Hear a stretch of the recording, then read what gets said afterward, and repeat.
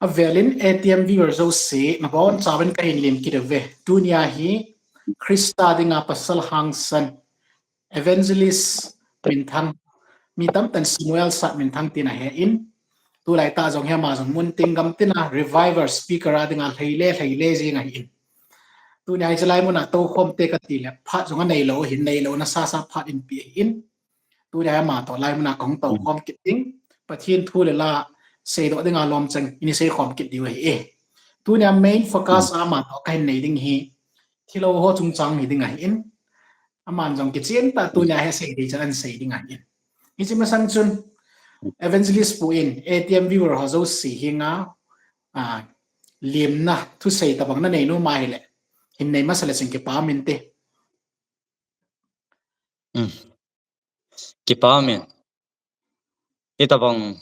pathian thu phon do na thei chance panmun e hin pia ATM channel nei pa evangelist sonyo chunga pathian min ki pa thu ka se hian le lai mona pathian thu hin nga ya in vezo se jong e hu hin pu Jesus Christa minin lemna ka hin nei na hi tu ni ha hi pathian thu a Bible in a thil bang chat chanwa thu e hil du hi in isi hin pathian thu Bible thu hi pom ha han lang pom num han lang het ha han lang het thiam ha sa the yong le ka pom ding a hi ya ki kya tha na nei puma ngai ding in da bon chawen Christa minin ka hin te min hi ke pa me evangelist pu nang na bui mama ding ka ta se ai pi yong le tu ni phat tam ta sumang lawin itu sending pero na focus ani bozing hanitin na so ai le thilo ho chung chang thui sei ding ai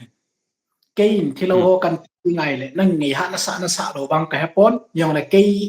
kin na sa pa ka sei na ji choi jing thila ka ti jing nang in na sei nom thei da na hin sei jing in lang ngai ta na sei nom le sei in lang khau ta na sei nom le sei in lang ti chu nang le pathinin na ma pui ngi tan ti ai le tu lai gmf di thilo na ina sa ta na zoom ma jing in atino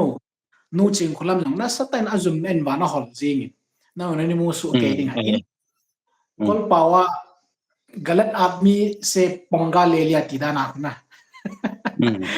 अब फिन लो दिखा कि फिन दो खा तम तम तानी ये जब तू लाई ना सत्ता ना ज़ूमिन या जब नंगिन इची GMF दिया मी तम ताइन इपी बोला ना दम हम तीन ओय मोना आई होपो इन नहीं जी नंग लुंगेल ले pathin thu dong zui ta na mu chi ta le pathin to connection na dei na nei dong zui ya hi chi thilo ho chon sit na le pathin na do nai phun pe no hi thil phalom ti choma sa penin nang u dai se le jing ke pa min ti ke pa me tu do hai ta he tu la ya hi se ding a lom ta le pathin thu a ki chun banga don bu ding a lom ta zong he ne he chi vatin ta le mi tam pi en don data vin tu ti sa ta vin ni khu kha ten le be tan te ki ti chu mi tam pi en lunggela agela ngai tu na an e hi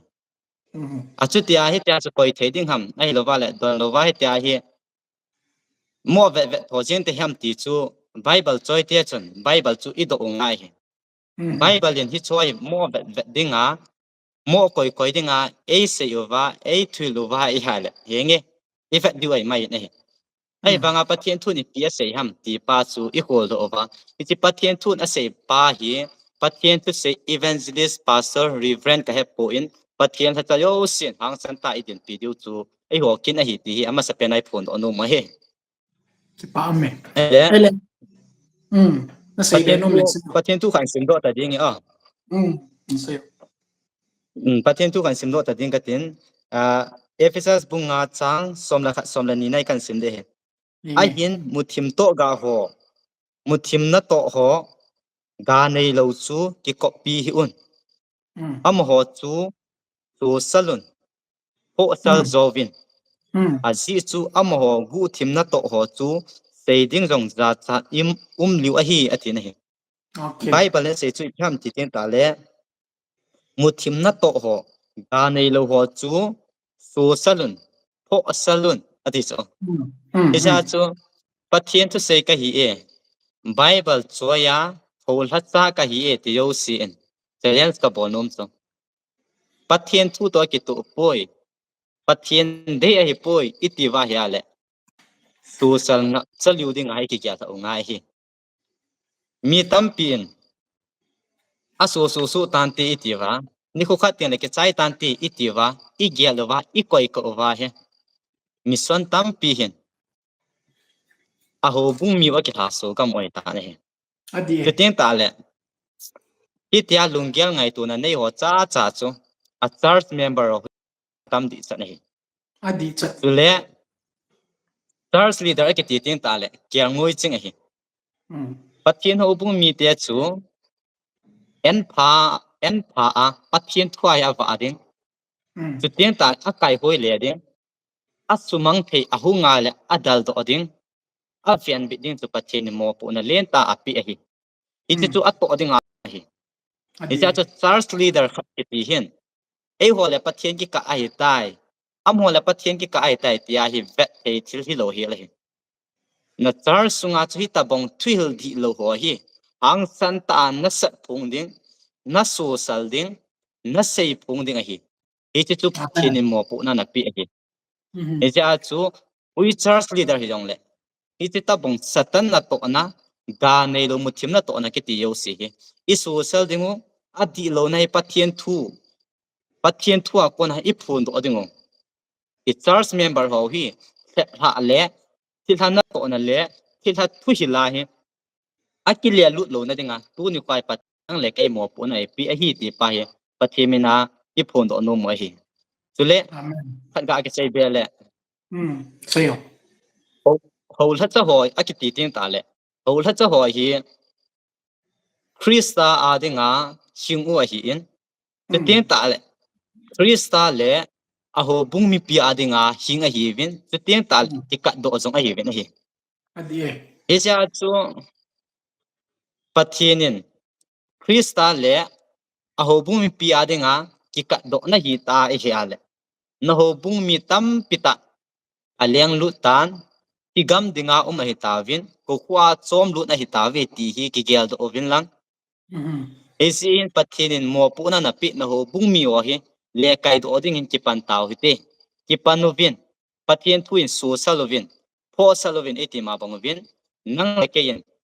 thu hildi lo hi ho bung le ho chung le in sunga hi so sal dinga pathimina ki na kan e hi amen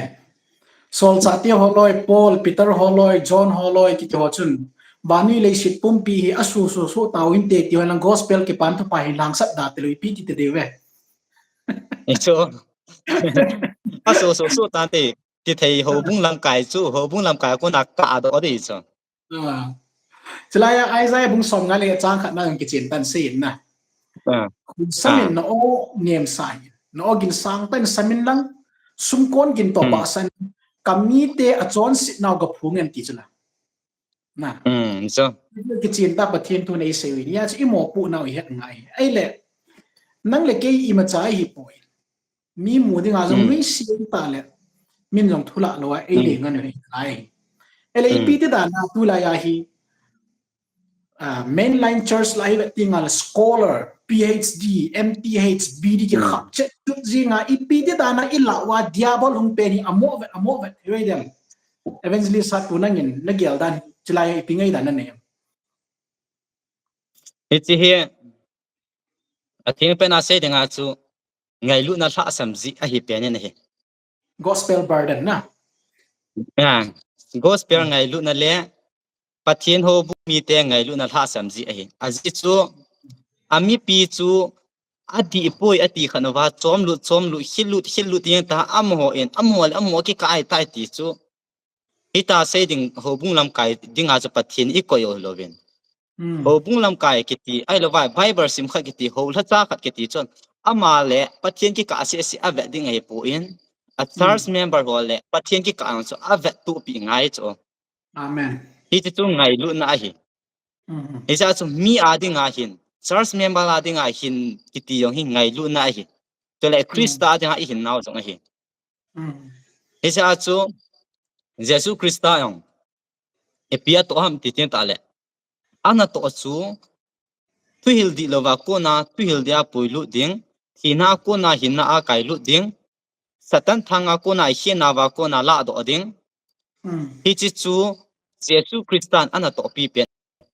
sol cha te ang ana to o hi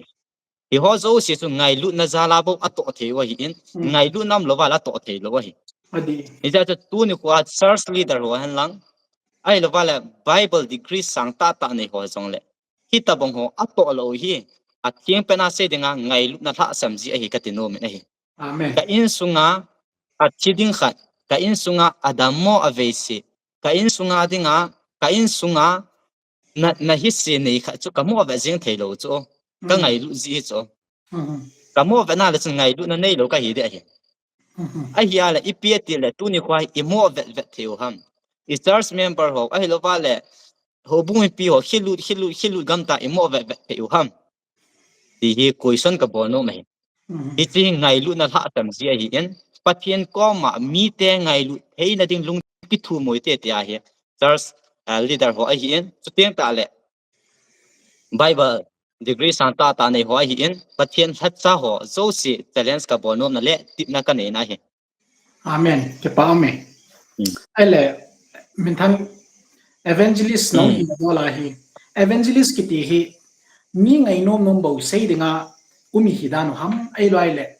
mi him thagau din mun to dung zuya pathin thu dung zuya thu samde mo mo i ham ti pa hi mi pi hoin het thiem sa ki la sun kan tip na nom na e ai chu tu lai mi tam ta hin pakai ha cha dana na ki gelwa evangelist pastor dana ki gelwa ni dem na na youtube na si mo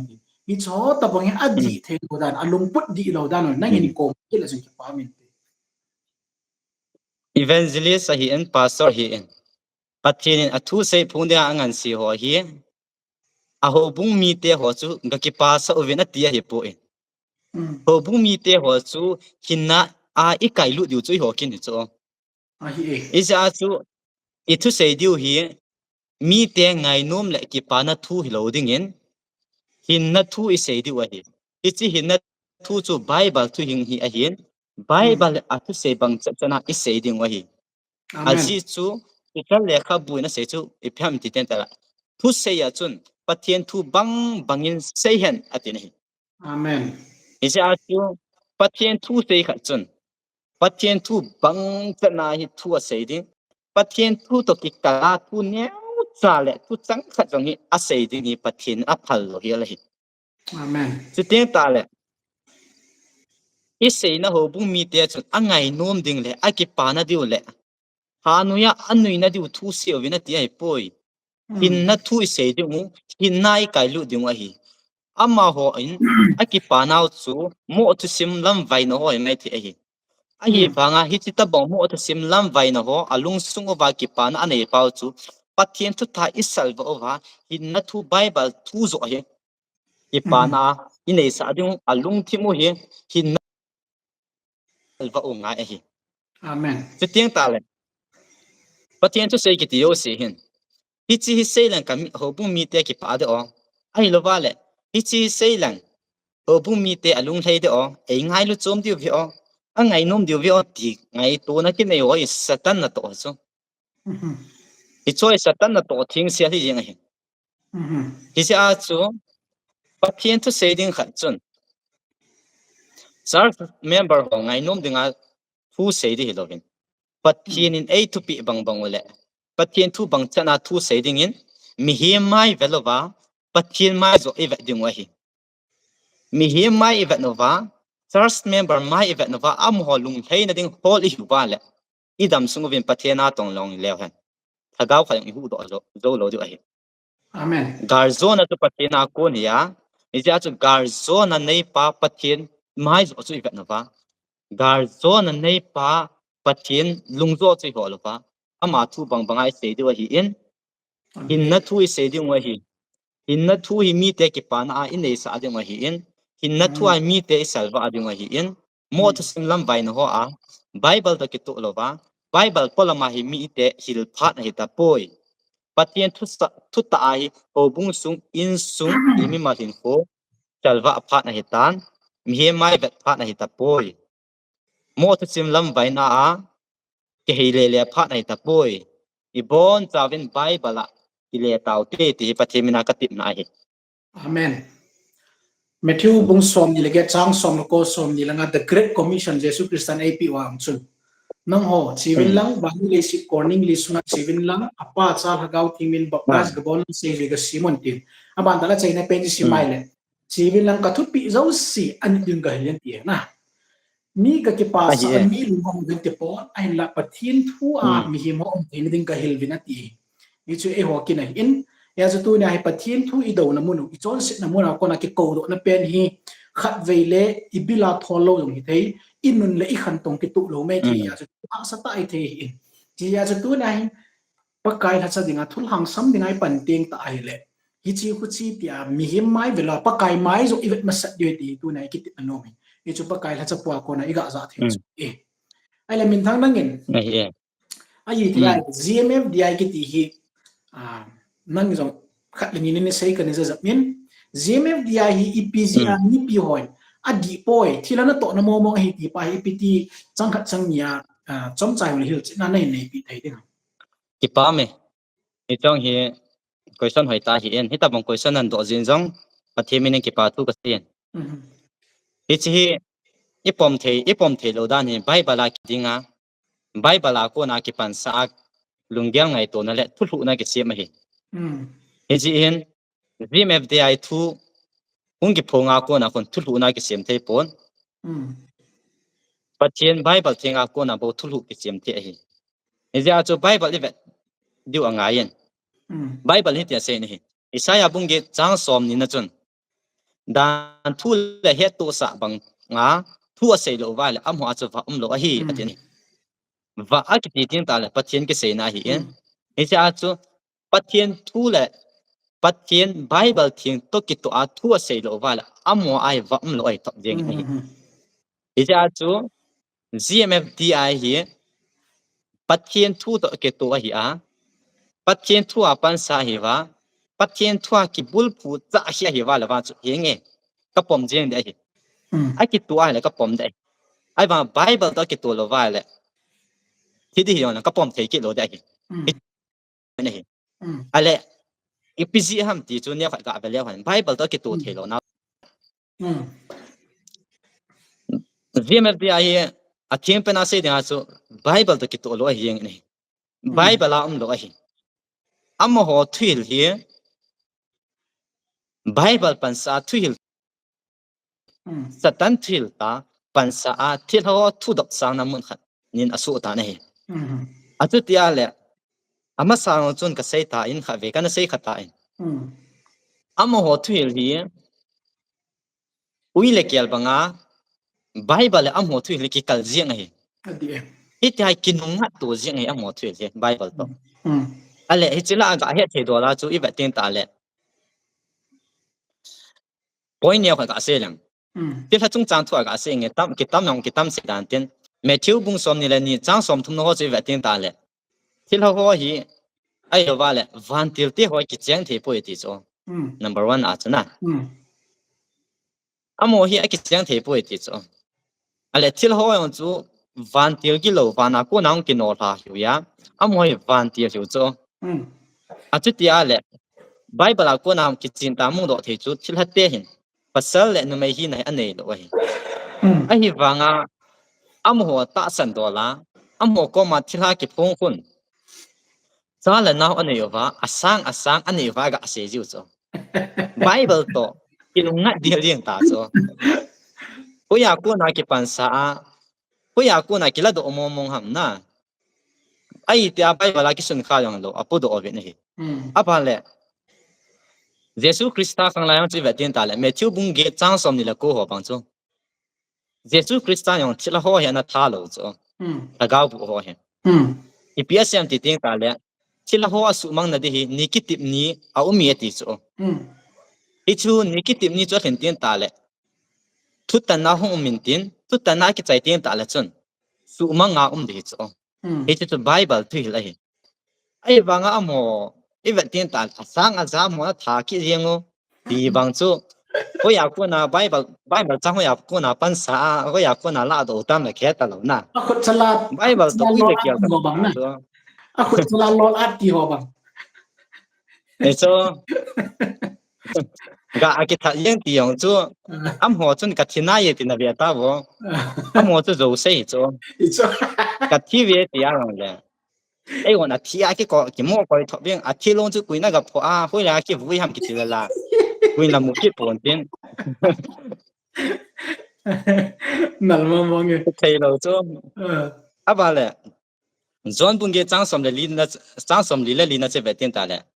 ati la bula pa sa zo se hi ya amain zo a se tin ta le a cham chama ki pa thu he ti chu thila ho hen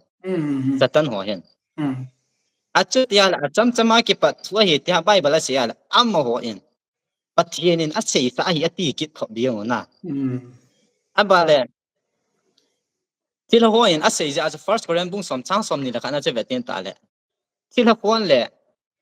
pathian ko ni don kop lo de se ati chu achu tia la khon chun thu hi la ve sa so thila thu hi le bible thu hi ta san kop lo di ti na yang chu adi ai banga mo ko ma ko ve tin ta le thila thu se yo si amen amen ke bol chu bible do ki tu ke ta chu mi kha chu kaw si a hi ti wa le kaw si a ki koi tho pe ka na nang bang chu kaw si na he ti wa le ei su ne kaw si a ti tho yeng na ti nga kham jong lo chu mo ko bible ha din lo chu wa ko pe ka na pathian pa chu ka tai ti yong leo amen a bol ri khana do ta chu ta san na no ko ki kan ge lom chu ka su hi yong le na ni ja ko bible ta san te to til hat tu se hi ta san ai ke kop the lo ding til hat tu se ta san on bible ta san lo ding bible ta san til hat tu se ta san lo de ti to yen chu amen ai ba amona ta san chu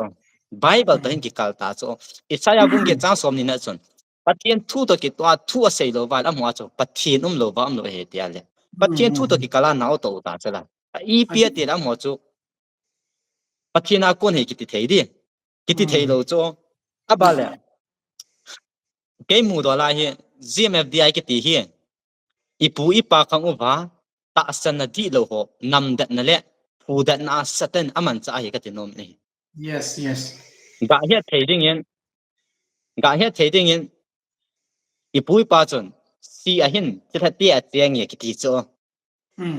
si khani mu ale ti tha te chen na dana ki gel cho a hi wanga isaya le kha bu chi vetin ta le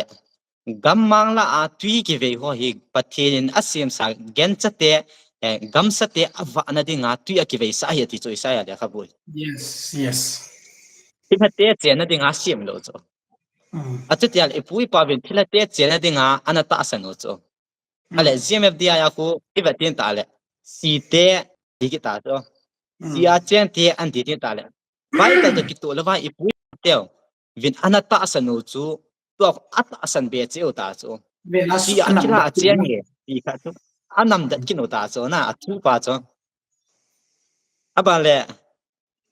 bible hi vetin ta le mi hiam kawa ki siam ki ti bible la pum lo chu pathian siam te la chu alim la mela mi hiam sim hi in Jesus Christa khang chan yong kaw mi hiam om poi so cha te khang yong kaw mi hiam om poi abale gam dang yong kaw mi hiam om poi ai bang ipui pa te ana ta san o hi ipiza ta san thi wa mi ti tem ta le pathian thu a ding dat nai lo pathian thu he nai lo le pathian thu hol gil nai lo hi ji wa cho pathian in alo pi na mi hiam asim hi icha pathian pi na mi hiam asim hi alo pi nai ala mangai ka ti no mai kita bong ho hi bible la lo ipui pa bin bible to ki to lo wa ta san na nei ho hi ilai mo na ko anam da no wa apu da be chi oi inga ke pa me thu man tam ta nan sai na mi lo sin adi lo na ki sai chi jong le tu nya nan seo cha ai mi chu le jing ke pa ma jing ai chu hi da mi lo sin ai ma mu dan chi a angle chom cha in sai ting ta le thil tam ta ki sai do thai na ai mong nge ke pa ma jing thil tam ta nan sai do chu ai la to ai gmf di chu nang na ta san lo no tam ta nan sai tan chu ting ta le pathian thu do dan chin ta na ke lang ta ai le to hi vet na hi le thilo ho lo hi ve mo mong tong to hi tu lai tai video viral na sata taw mit na satan long chu jing khulam chun satan long chu ปะทีนี่อันสอลดานเนี่ยเซโดลิวกิดอันนะนี่ว่านี่แหละปีตามวิดีโอไวรัลฮอจูดิมเสดินนั่งin head dan tu chunga tu lai video viral dung zai na mu dan na se na share no mai share ke la jing ke pa min ti ki so thu se de ti ti tin ta le Sunday school ho beginner la ki tha pa de ti ta bong kha choi yeng ta na beginner la kisim ho sa ko niam zo khana hi umai ta so ato a video viral cha ya le patinin gul chu aman cha Adam le vi aga le ti ho chuna amo ko ma ko bule siwang pen ko pha te ke cha pathin thwa phu cha dinga gut te te ji a choi ta ho thu se cho ai iti wanga am ho in pathin thu ka phu cha na wa hi ati wang wa pathin thu a phu cha na umo mo lo cho satan na to na ki ti hi ni va tin ta le direct ngami ga kai mang le direct ngami ga su mang ti ko satan na to lo hi la hi adi satan na to ki ti tin ta le a pha to kilo le khan to na lama mi puin tin chu tin ta le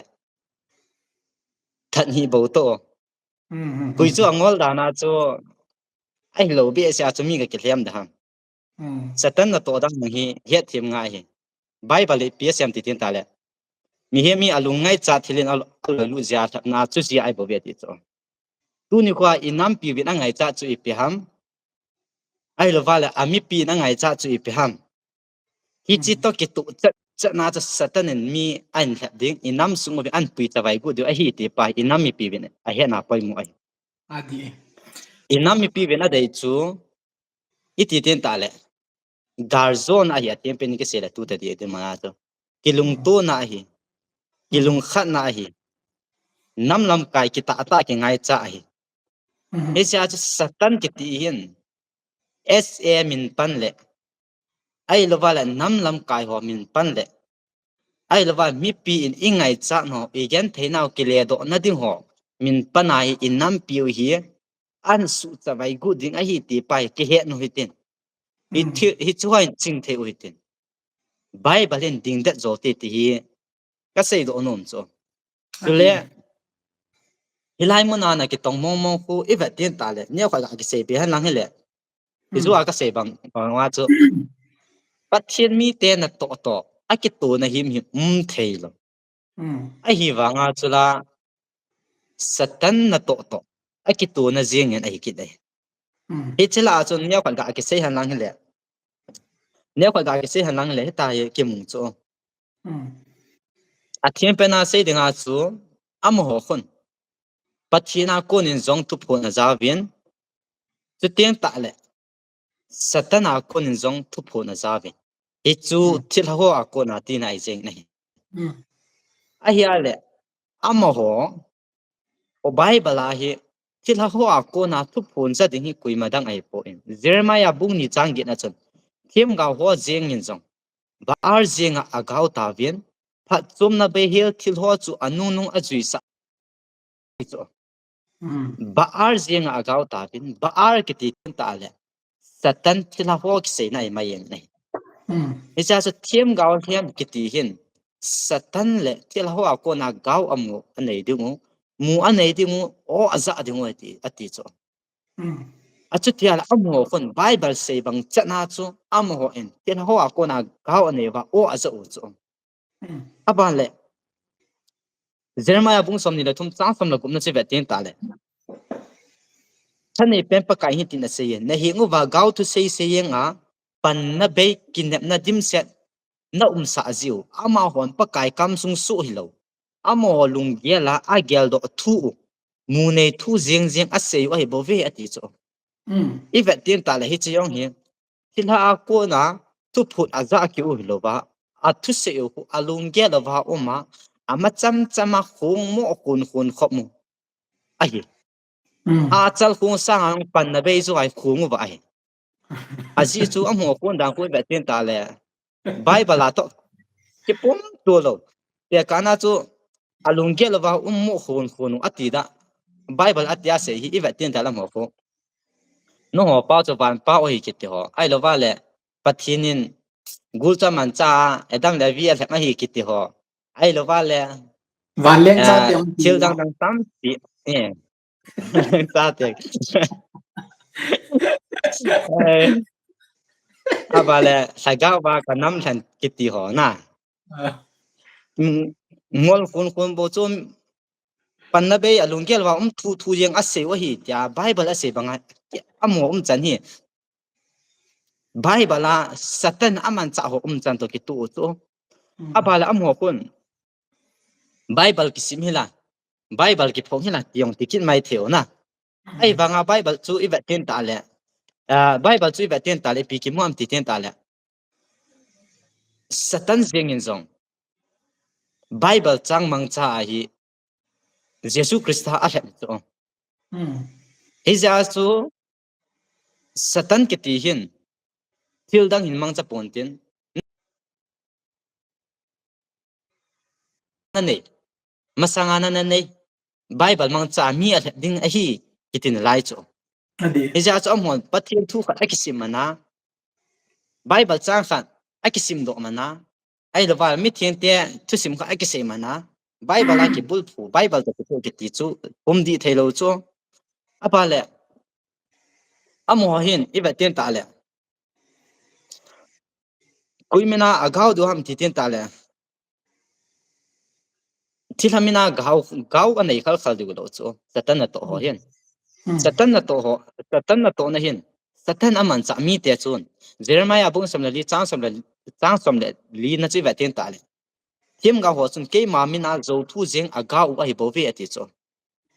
pathian min pana hi gau anei ri chu ui ko ma gau dham ti tin ta le zo se ma bang ba chu til ho kom pa al ho ko ma gau de chu ja chu pathian min pan setan ya su ngol fu da no ko setan in pathian min pan the poi tiu chu ngoi e chi hi chu pathian min jesu min pa le jesu kristan tu chan ge a hing hoi dham ti o na leisina ko na bible het na hi mum nai lo chu neo kha yang do go nai lo chu chu mo adinga ja ko satan anu cha khia na wa le chu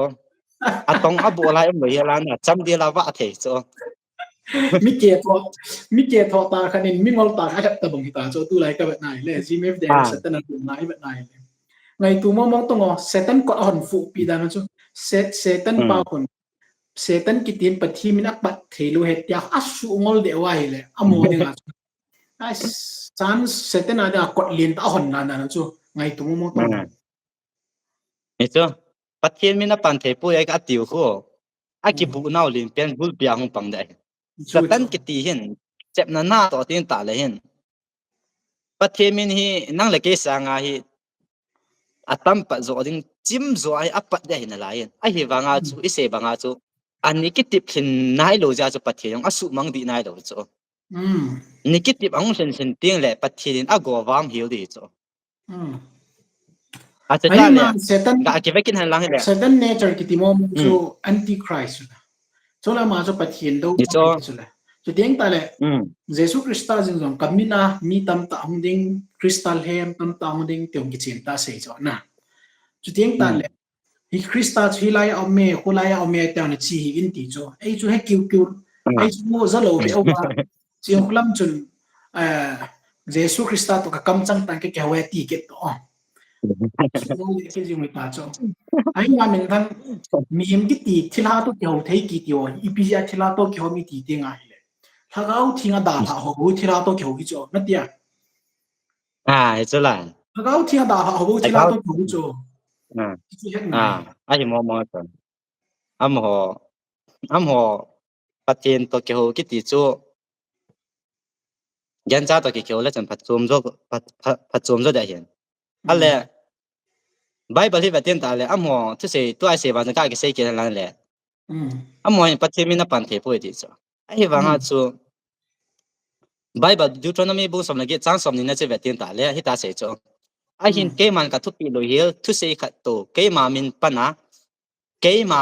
khat tin ke ma min pana acham chama mo se do jeng ham a hi do jong le pathian lim sim thu ho a zum zo min pana thu se ji a ham thiem gau kha to au ma he a hi da ti cho khana chu ke ma min pana ti cho pathian min a pa ding in ani na chu ko ham ti ten ta le milim siam thu ti tha satan ho min pana thu a se du he ti cho hi za chu am ho thu se khoi ba ten ta le pathian min yong a pa no satan min yong a pa no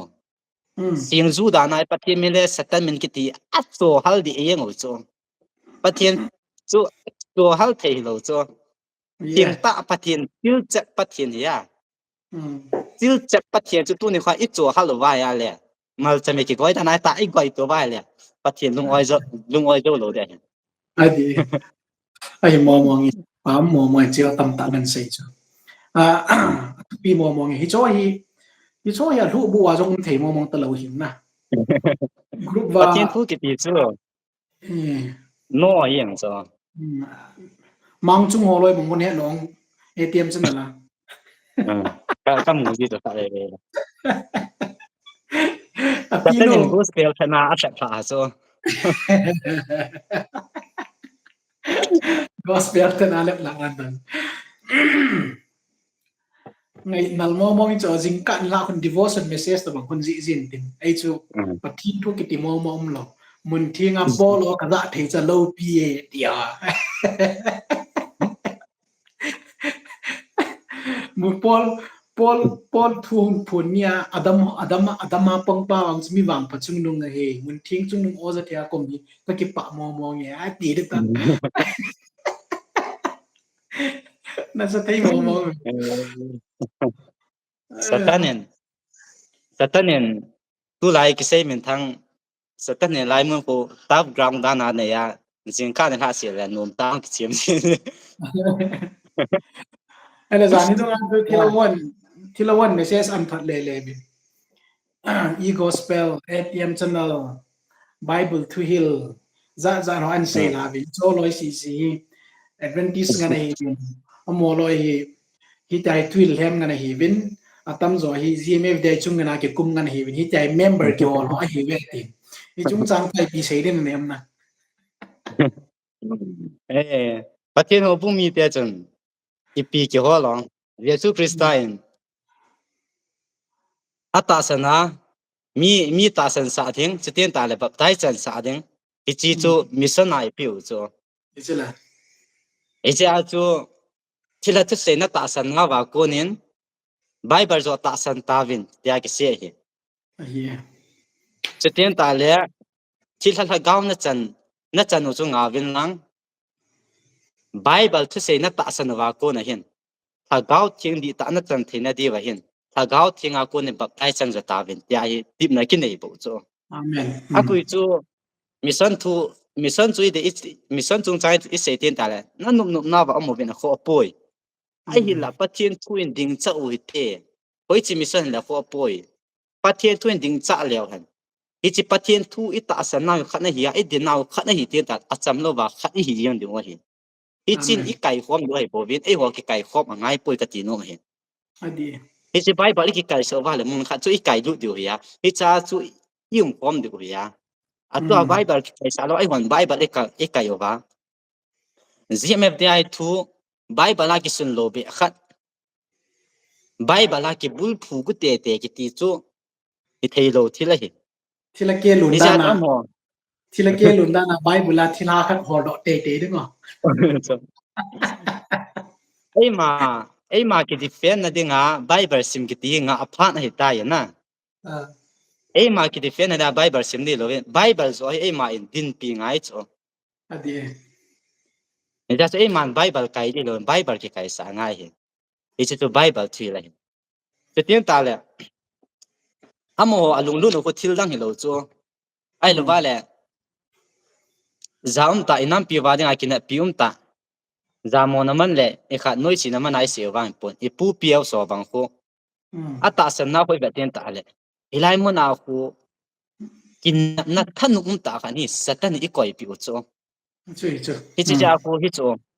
ai ja hi Bible le ba ten ta le pi dham ti ten ta le Jeremiah bung som ni le thum chang som la se gi ho Jeremiah bung som le li chang som la thum som la li ho I ba ten ta le hin thim gaw hem ho Satan na to na ki ti o hin ikinap na diu le iham phat na diu thu jeng se dingo na galmi te na pha pon te kil jong na in pha pon te garzo na na nei ding a hi pathian na vian bi ding a hi ya hi amoi a se ding o hi ta bible a ki se sa cho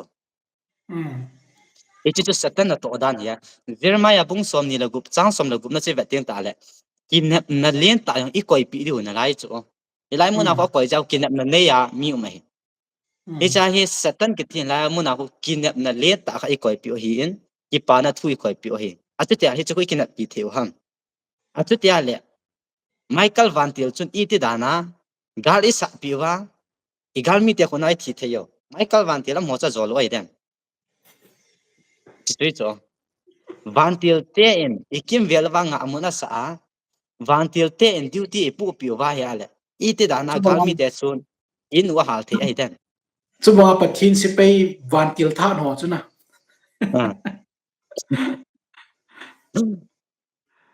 Satan ki ti hin kinap na than ta ai koi pi ji wa mi lui lu ji bo cho ni ja ko lai mo na ko bible ase banga sa kinap na than ta koi cho ai hin ni ta cha ma se cho Jeremiah bung som la li chang som la thum som la li na ta se cho chu pha nin ke man o pakai pathin ve tan thim ga hon amo cha chun a se ovin na hon jam jam jong na tu kha lo di mu ati cho i ho kam sunga kam chang cho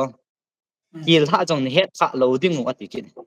ama bang hi chimun na hi ke ma na ho thon lo hela cham na ka pi diu na hi hi chimun na hi cham na ka pi diu na hi tin a sei bo ui atin lai cho ja cho bible la Satan aman cha mi ti ho kam chang tak ki tu cha na hi lai mu na kam chang ki thang bo cho ai hi pathe mi te kam chang tak ki tu ngai loi au kin hi chi kin na za la ko mi te ya hi chi kin na ko pathe ni ko khat na su mang de inap na di loi inam pumpio hagaw ai ma tha na diu pathin thu to gi khan na diu chuteng ta le pathin chon phat na hu hing na to gi kham phat na te te diu Satan plan ai na chin tan ma ji na ta ba nan se ho chu very very ai pe ha strong point nga nai in hi chu ta bang thilo in he thei ta ma wan lang hi le chu thil phat ta ti ngai amo ha ke tui ta che che abang go win na ang i pe ha i thiu i dam le dam ti da na ki til ngol be abang jing win na a tu se ho mo nong ti mo diu cho ta tu nya ong ki ta le ho bang che ta ngo koi ma ni ki ni lo diu hi ti ho ta bang che ta le le ni am mo jing tu da ni angol da no le hagawa diabol ki chip na man dan ho hi bet ting ai le in la ki mo ge go jing amoi la serious the dan dan chu hi nge ka pa cha chu a fate we very genuine chu ata na wa very genuine chu abu na chu genuine ta thil api pau so adi lo thoi na ata cha te kar mo nga chu in mun khat izut na in lampi izut ai le alampi chu EPGM khana chu ke hemila kichi pe pe khat thei cho na chu in lampi chu ai to very genuine fake ki nei cho abu na chu alampi chu imis khai cho chu ta bang thil chu amu chi mo na tu khau in i ba na le chun ai pe la pathin na tong ma ma in to awi tuin api nu chu banga mun thieng chu nga zum le zalam hello ila mo pen pen nu chu pa e karayo na hai tai zum liwei tan to ai na tu ni dang lai ta wa bang mo pen pen ngam yang ka pa san ta pon au pen te ki dai le chun amol ga ni e be che che ing da na om ding ai e a chu pathin to ki ho na na lagaw to ki ho na na ti ai le chun ma jam self discipline da nei ngai da nei na ai la self discipline ki ti chu i ti jan jong la aman hai ta ko siam thei lo di ya chu sitan in an phon dok pi thau ki ding a chu ngin tin na samo mo nge pathin thu dung zui ta thil tam ta nen se chu se me thei no nei na layam ga ge se le tu lai de nga mi te na ha se ka se de na he lai mun fu taw na mun ko lai bola na za daw ham pathin min pana pathin ke wa chai na mun ko la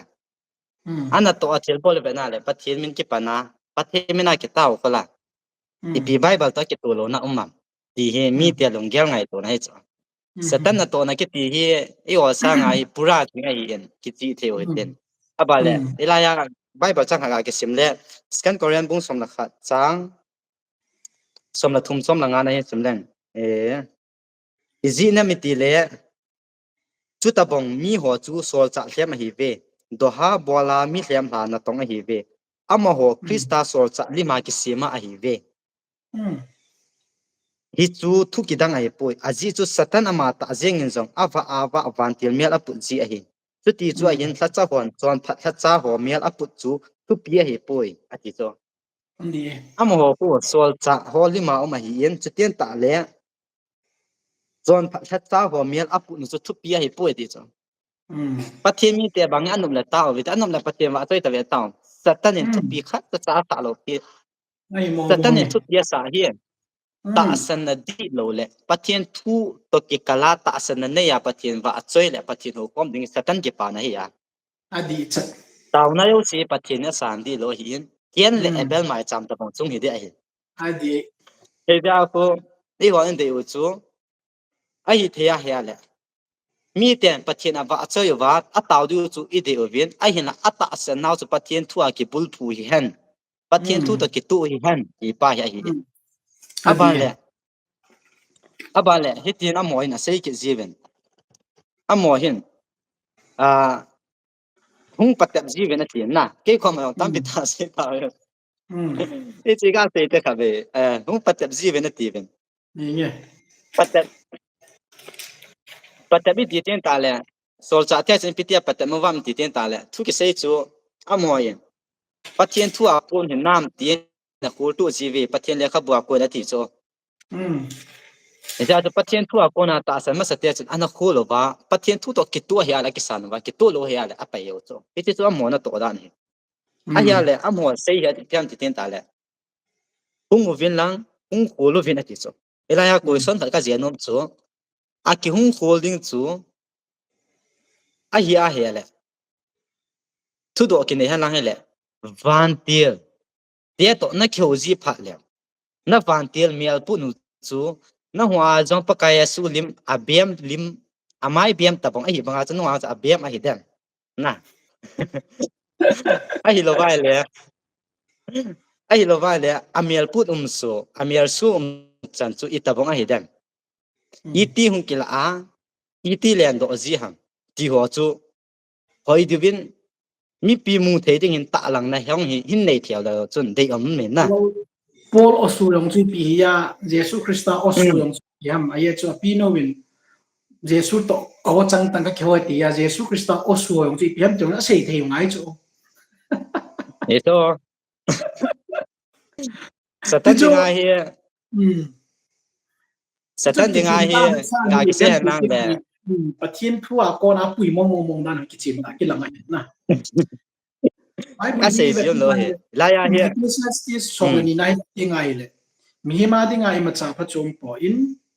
na ki tong thil ke bo si i ma cham po in ngai la thu pi pen chu mi min pathian thu pi banga om hi mi hem to dinga thu pi pen ati pa hi pathian thu nei hil na chu se te na ki cha pen chu in na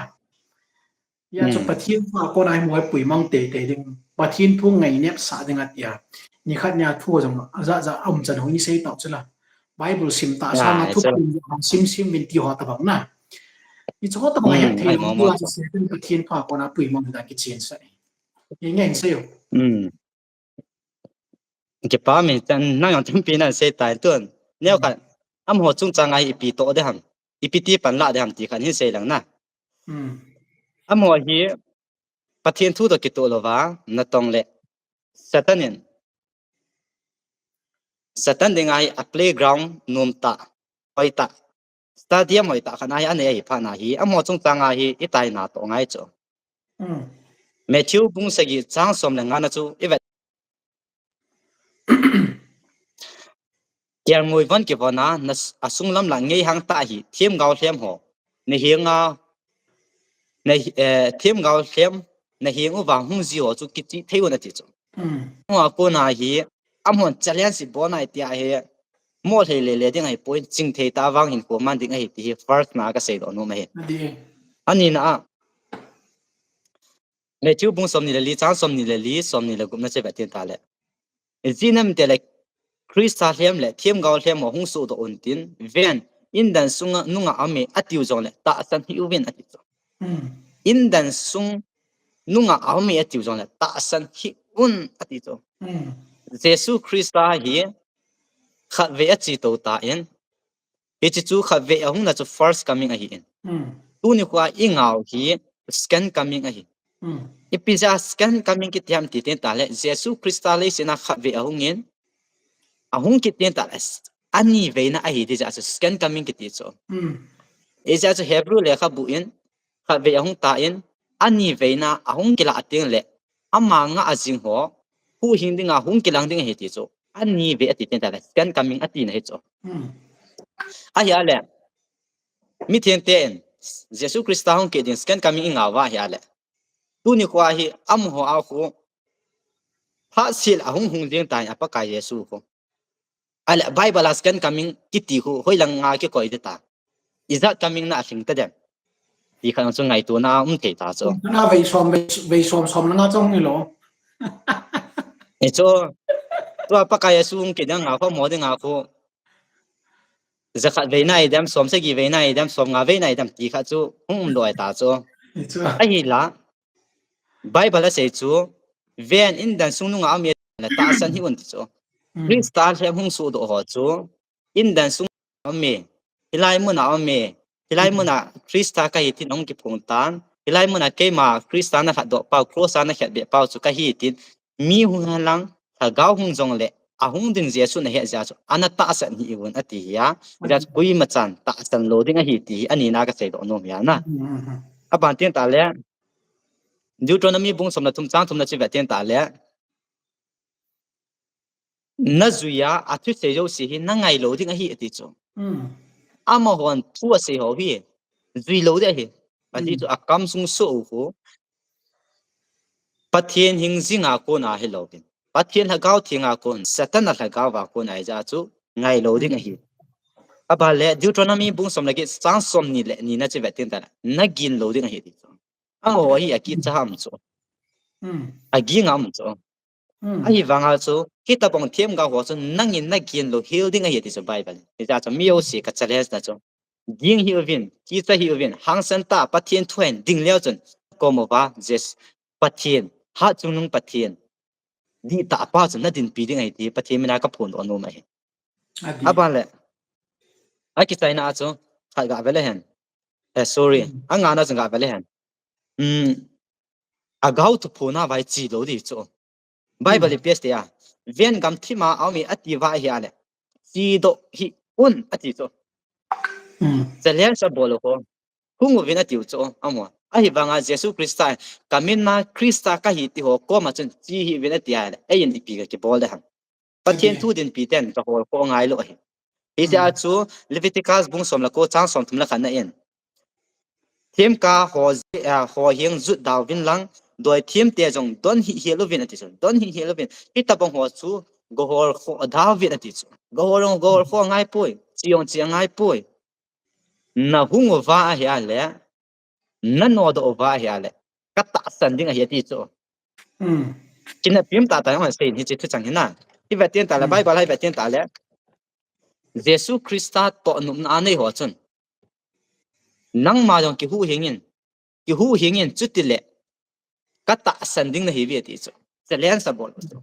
pathian thu to ke to lo chu pathian thu chu pham ti ten ta le Jesus Krista cross ang thi de ya am ho na challenge now chu pham ti ten ta le cross ana thi na dinga ko nei hung ki hu do chu ti le ke ma nang ye ka ta san ding na hi ve ti chu ke nung kal ta chu e chi ta banga chu Jesus Krista in Crystal hem am ho ko ma chen chi hi ve na ti ya tu ni kwa am ho in satan kam chang to ke tu na hi hung ven atiu so pathian thu lo chu chwa hen aba le aba na che ve ten ta Jeremiah bung som ni la ko chang ge na chon ngai sa pi hi be o ve na ti chu athu se hui ngai sa pi ang ne ngai lo a hi wanga chu ise bang wa chu adi lo na pathian thu da ke to lo na hi isa phung ding ise do ding pathian thu da ke to lo ha thil hi I chu phawa hingjing pathian thu pa hi dop sanga om tin ta le inam pi wi acham lo pathian adop sang de hi in ei ho dop sang ngai poi ei ho ki dop sang ngai poi ai hon pathian thu bible thu thiang tai dom san le acham lo wa pathianin ei dop sang jing du a hi ei ja chu ปะเทียนทู thi ta ปะ ko เทียน moi ทู amo ดับ chu สาง dop เป็ plat น ko จุปะเทียนทูดับสางเป็นจุอตุเสียวอิงไงสะเหล่าเนาอพจินะคัน hi chu atu se ngai sa lo di ti tin ta la ngai lo ding adi lo na het pi lo ding ti na ai pon na atu se u hi ni pi lo ding zui pi lo ding ti na hi chu bible thu le ya amo thu chela pi thu le da dam na ke ta lo na telen za chung de mong ya ai ba nga chu satan ke ti hin wana ko na patin telen sa bor jing ai chi telen se ging jing de ya ai ba nga patin thu ta zo hi dop sang jing jing de igam sung wa hi izo ai se ma bang wa chu gin lo de ti chu bible ai wa nga hi hol ha cha tam ta hi agin chu ti pe na akam chang ha gin lo chu ai wa nga cha su sar ngam lo chu ichi ja ho bung mi piu hi tam pi ta thalu ni chu thu tani ho tin la chon pathinen ipidinga kermoi chinding ga pi ho chu alam di lova achina wa ko na nanung ko lo ham tin thu do bol han la pi a sei di lam ti hi kalunga question mai chu ese a chu igam sungo wa hi satan thu le thuil di lo hi ha gin chana hi inam piu hi tam lo da hi satan thuil di lo ha gin sangai pathien tu ta le bible thu hi phong zo chai gin sa dung speaker neu ga ti taute speaker ne wa satan thu se ala e speaker lien ta i tha khum du chu tu ti lam ma o chu ki ta tai ta hi chan ge ya ko mo po na nei de ngai ko tha ta hi ki ge tha ngai ka ti no atwa hi atam join don nga he ti da na ila gam pau hi idi lo naw li ta khat khat na gali zo lo naw li de khat chong le chi a hi setan jong nok ta ki chi ma mun lin ta lu man hin na twa hi ai mo ya chi le thasi o mam ji hi ya chu tu nya nang le ke in minimal open ai simui jong le na sa ta pan ki la thing ta se na chu ai to i pan la le pen chu i profit ma cha pon pa kai lo pin ding a bo pan ki la na tin kho che ke pam ma je men thang nan je ho chu na sa thei mo ngin pathin nom pi tin nang zo phat nan so tin adi lo na i se phai jing na ke pam ma a chai na pe na atm viewer ho hi ta ta thilo ho hi ta nangin thukhum chum be nom na nei be ma rin se in lang phat khana kha chen nei ke ta ta na nghe ki pa me pathian thu in nga ya pathian thu in via pathian thu in zo si changa pathian min ki pa thu ka se hian to le helaya pathian thu phon do theina dinga mun phata phat in pia atm channel chunga yang pathian min ki pa thu ka se hian helaya tun ha ese ho hi pathian thu a hi eja chu satan thu le pathian thu ki ti hi sim ai tia verses na chi jin sa hi tua sang ai ko te che ding ai tua sang na sa che ding na lai nei tua sang ai satan ki ti hian athu nei nei o si a he nei o si a bol the na le a chi nei o si ki thua hi inam piu hi ang deng tia hi a hin go na mei chang ki ka bangai thlep na a hi thuil di lo wai in kap jing diu a hi ti pa hi ki su mil po te HG hen bible in ase ma bangin pathian galwan chan se ki bon ati ma bangin pathian thu hingjing pathian thu ha chung bible thing HG dinna ne uitin HG ikim vel ba hen sa uitin inung ima izet ave ichung ino ya pathian thu hin dimo uitin HG hen satan gal sapna gale thu hildi lo hi su chi me din go uitin pathian thu a hen dingjing uite thu hildanga lunglut po tin pathian thu a hin dingoi tin pathian thu zo hi ki ngai na ki bul phuna le ki kai ho nai ki kai hoi na in mango ti ti hi a chai ne nga pathian mina ka tip na hi nge FPC buli chang som ni le se gina ki chen tan jong sai diabol sun mun od hi benati na na he cho ai ho la hi diabol mun len ta nei tan isu tu ni pathian tho ta ben pat saniti pathian galon chang si pathian thu him tu cham jam him pa mang cha tu nyai diabol lep na gal chana stai to ngai chi ho de amial ma lim pen nam pumpi politics pumpi ho pumpi in sum pumpi adinga setanin lep na thang pula do pen chu in